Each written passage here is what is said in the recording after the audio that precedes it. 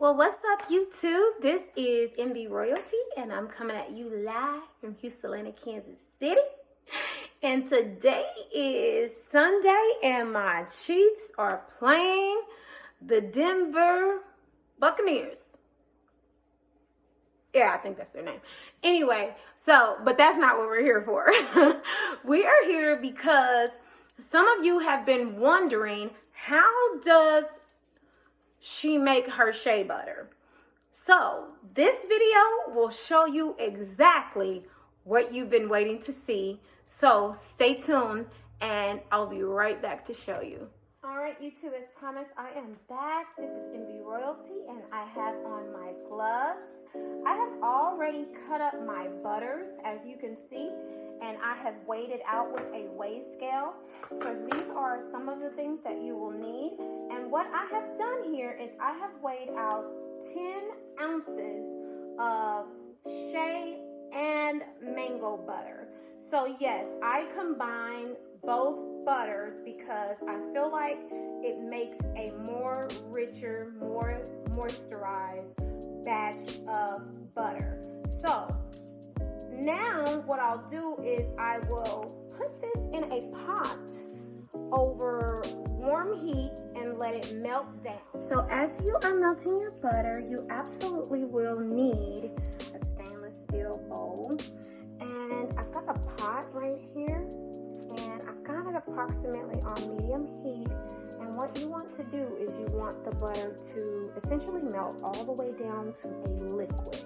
All right, so now you can see that my butter is pretty much just about melted. We're just waiting on just a small little piece to melt fully down. And once this fully melts down, what will happen is I will freeze this and let it become semi-solid.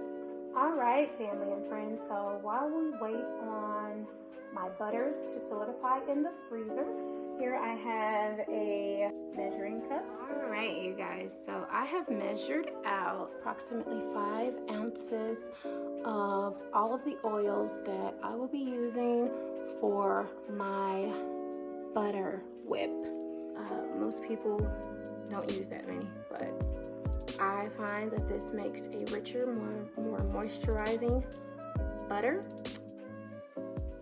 So you all, this is what the butter looks like after it has sat in the freezer for approximately 8 to 15 minutes. And you want it to be semi-solid, not rock hard.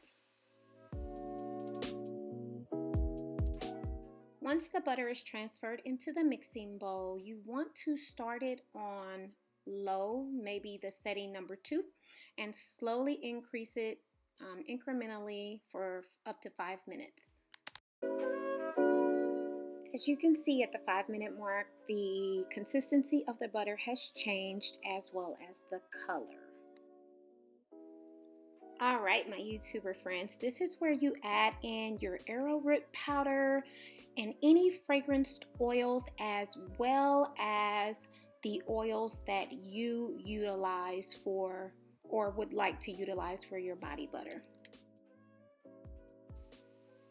All right, you guys, so this is the way that I like the consistency of my body butter. As you can see, it's fluffy, it's light, yet it still has a semi-thickness to it, and it is highly moisturizing for your skin. You have to try it.